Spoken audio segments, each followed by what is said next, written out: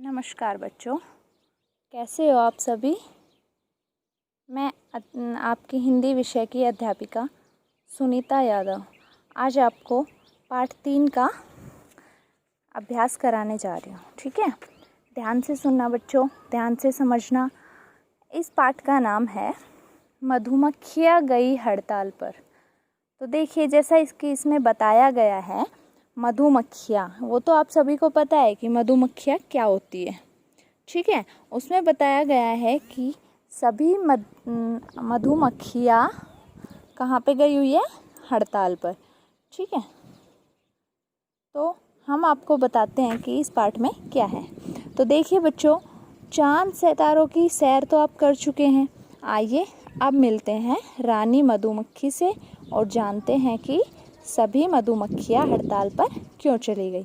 तो पाठ को हम शुरू करने से पहले एक बार देख लेते हैं कि हमें किस तरह से अपना कार्य शुरू करना है अपनी हिंदी की पुस्तिका में। ठीक है, तो देखिए बच्चों, सबसे पहले आता है हमारा शब्दकोश। पहले हम अपनी नोटबुक में ऐसा फॉर्मेट बनाएंगे, उसके बाद ही हम अपना आगे का कार्य प्रारंभ करेंगे। ठीक है, शब्दकोश। शब्दकोश का मतलब होता है कि जो डिफ़िकल्ट वर्ड होते हैं। ठीक है, तो देखिए सबसे पहले आता है टकटकी लगाना। टकटकी मतलब लगातार एक साथ एक सांस देखते रहना। रिपोर्टर, पत्र पत्रिकाओं के लिए समाचार लाने वाला व्यक्ति। हड़ताल, काम करना बंद कर देना। अंतराल, थोड़ी देर रुकने के बाद, जो बीच में गैप दिया जाता है, ब्रेक दिया जाता है।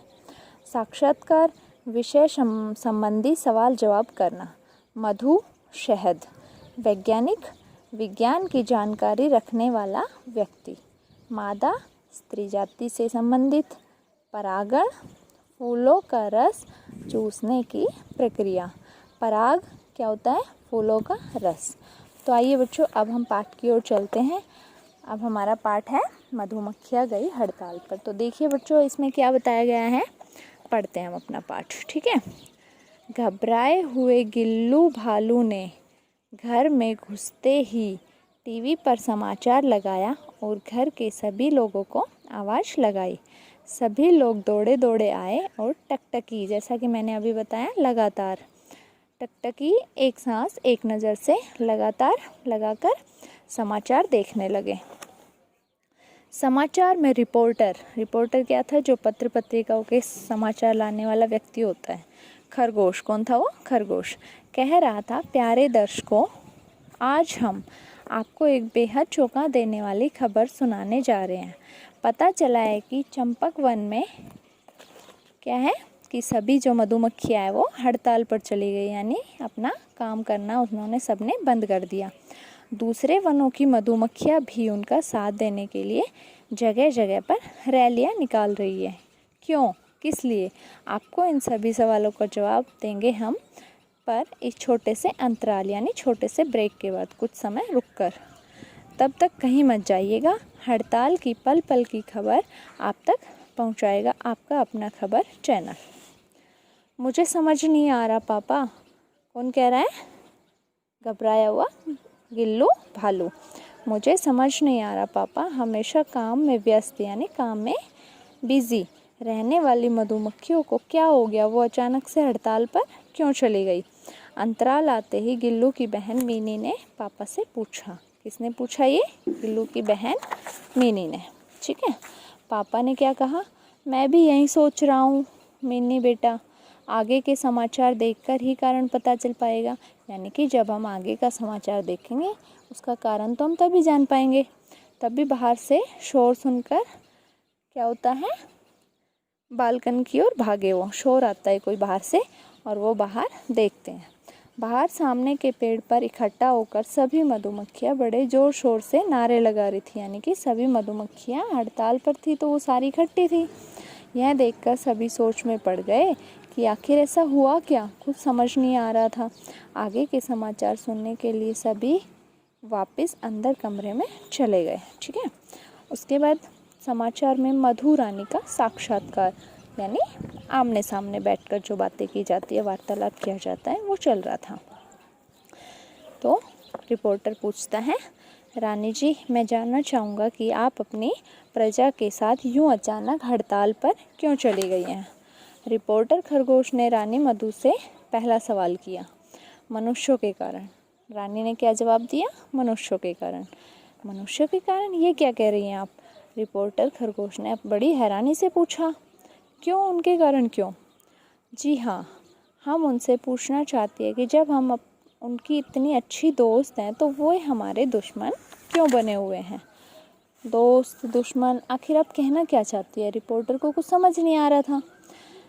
फिर मधु ने क्या बताया? मक्खी ने, रानी ने बताया, मैं जानना चाहती हूँ कि जब वैज्ञानिक क्या होते हैं, जो विज्ञान की जानकारी रखते हैं, ने हमें मनुष्यों का बहुत अच्छा दोस्त माना है, तो वे हमारे दुश्मन क्यों बने हुए हैं?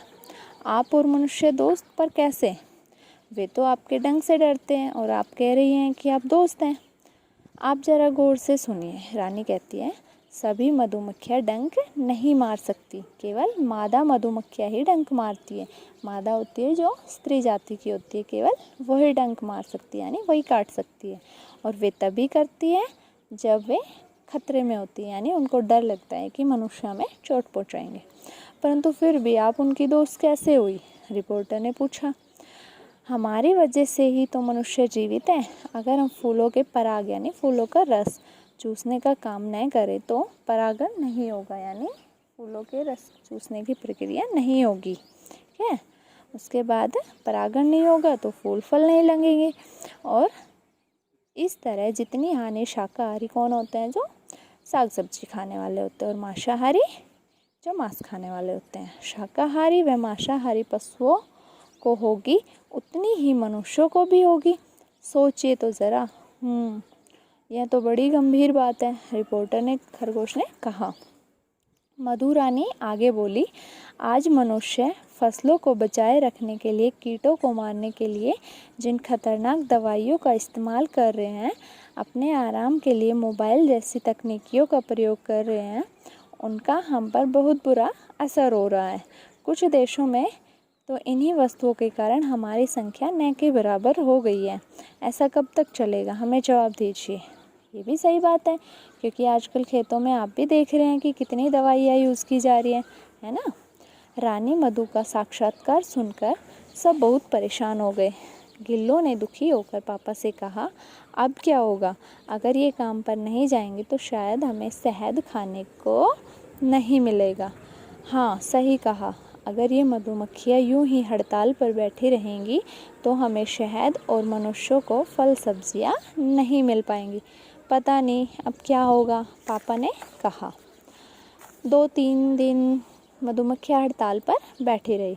आखिर समाचार पत्र में खबर छपी कि मधुमक्खियों ने मनुष्यों के साथ सुलह कर ली, यानी मनुष्यों के साथ हाथ मिला लिया, यानी उनसे बात कर ली। मनुष्यों ने वादा किया है कि अब वे उनको और उनके घरों को बचाने का पूरा प्रयास करेंगे, यानी अब उनको बेवजह नहीं मारेंगे। मधुमक्खियों ने भी कहा कि वे अपना काम जारी रखेंगी, यानी वे अपना काम करती रहेंगी।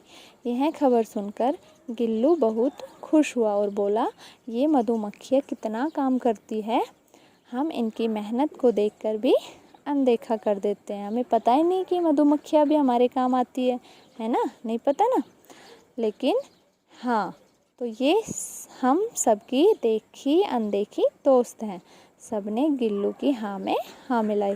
तो देखिए बच्चों, आप लोगों को भी नहीं पता था कि मधुमक्खियाँ भी हमारी दोस्त हो सकती हैं।